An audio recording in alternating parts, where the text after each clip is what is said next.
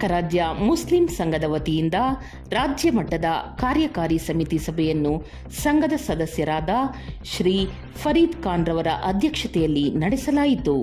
ಸಭೆಯಲ್ಲಿ ರಾಜ್ಯದ ಎಲ್ಲ ಜಿಲ್ಲೆಗಳ ಪದಾಧಿಕಾರಿಗಳಿಗೆ ನೇಮಕಾತಿ ಆದೇಶ ಪತ್ರ ನೀಡಲಾಯಿತು. ಪ್ರಮುಖವಾಗಿ ಕೇಂದ್ರ ಕಚೇರಿಯ ಉದ್ಘಾಟನಾ ದಿನಾಂಕ ಮತ್ತು ಕರ್ನಾಟಕ ವಿಧಾನಸಭೆಯ ಸ್ಪೀಕರ್ ಯುಟಿ ಖಾದರ್ ಅವರನ್ನು ಭೇಟಿ ಮಾಡುವ ಬಗ್ಗೆ ಚರ್ಚಿಸಲಾಯಿತು. ವಿಶೇಷವಾಗಿ ಕಾರ್ಯಕ್ರಮಕ್ಕೆ ಆಗಮಿಸಿದ ಗಣ್ಯರನ್ನು ಸನ್ಮಾನಿಸಲಾಯಿತು. ಸಭೆಯಲ್ಲಿ ಕರ್ನಾಟಕ ಮುಸ್ಲಿಂ ಸಂಘದ ಅಧ್ಯಕ್ಷರು ಎಲ್ಎಸ್ ಬಶೀರ್ ಅಹಮದ್, ಕಾರ್ಯಾಧ್ಯಕ್ಷರು ಎ ಜಾಕಿರ್ ಹುಸೈನ್, ಗೌರವಾಧ್ಯಕ್ಷರು ಯಾಸಿನ್ ಸಾಬ್, ಸಿಕಂದರ್ ಪಾಷಾ ಸೇರಿದಂತೆ ಹಲವಾರು ಮುಖಂಡರು ಭಾಗವಹಿಸಿದ್ದರು.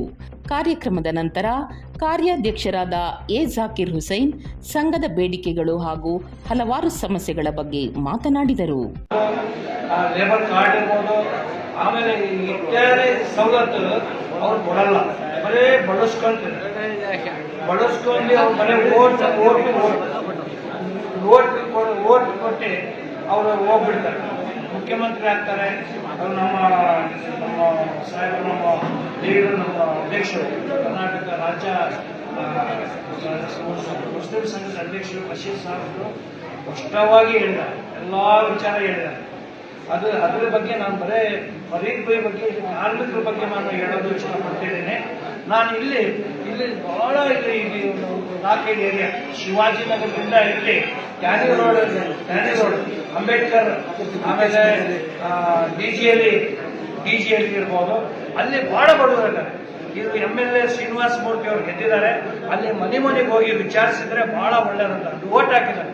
80% ಜನ ಇದ್ದಾರೆ, ಮುಸ್ಲಿಮ್ಸ್ ಜನ ಇದ್ದಾರೆ. ಇಲ್ಲಿ ಬಹಳ ಪ್ರತಿಯೊಂದು ಸತಿ ಕಾಂಗ್ರೆಸ್ ಬರ್ತದೆ. ಕಾಂಗ್ರೆಸ್ ಬೇರೆ ಯಾವುದು ಶ್ರೀನಿವಾಸ್ ಅವರು ಇದ್ರು ಹೆಚ್ಚು ಕಡಿಮೆ. ಇವಾಗ ಇವರು ಶ್ರೀನಿವಾಸ್ ಇದ್ದಾರೆ, ಇವರು ಓಟ್ ತಗೊಂಡಿದ್ದಾರೆ. ಇವರು ಕೆಲಸ ಮಾಡಬಹುದು, ಚರಂಡಿ ಇರ್ಬೋದು, ಅವರು ರೇಷನ್ ಕಾರ್ಡ್ ಇರ್ಬೋದು. ಬಹಳ ಬಡವರು, ಬಹಳ ಅತಿ ಬಡವರು ಮುಸ್ಲಿಂ ಜನ, ಅದು ಇಷ್ಟಪಡ್ತೀವಿ. ಈಗ ನಮ್ಮ ಈ ಸಂದರ್ಭದಲ್ಲಿ ನಮ್ಮ ಮೇಡಮ್ ಅವರು 25 ವರ್ಷ, ನಾನು ನೋಡಿದಾಗೆ 25 ವರ್ಷ ಸತತವಾಗಿ ಕೆಲಸ ಮಾಡಿದ್ದಾರೆ ಕಾಂಗ್ರೆಸ್. ಅವರು ಯಾರ್ಯಾರಿಗೂ ಅಡ್ಜಸ್ಟ್ಮೆಂಟ್ ಏನೋ ಗೊತ್ತಿಲ್ಲ ಲೀಡರ್ಗೆ, ಅವರು ಬಂದೇ ರಾಜ್ಯಾಧ್ಯಕ್ಷ ಮಾಡ್ತಾರೆ ಮಹಿಳೆಯರಿಗೆ.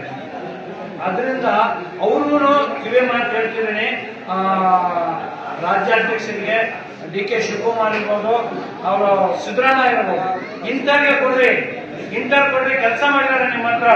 ಇವರೆಲ್ಲ ಮನೆ ಮಠ ಎಲ್ಲ ಆಸ್ತಿ ಕಳ್ಕೊಂಡಿದ್ದಾರೆ. ಆ ರಾಜಕೀಯ ಒಂದು ಏನೋ ಬೆಳಿಬೇಕು ಅಂತ ಹೇಳಿ ಇವರು ಒಳ್ಳೆ, ಆಮೇಲೆ ಧರ್ಮ ಬದಲಾವಣೆ ಮಾಡಿ ಮುಸ್ಲಿಂ ಜನಗಳಲ್ಲಿ ಇದ್ದಾರೆ.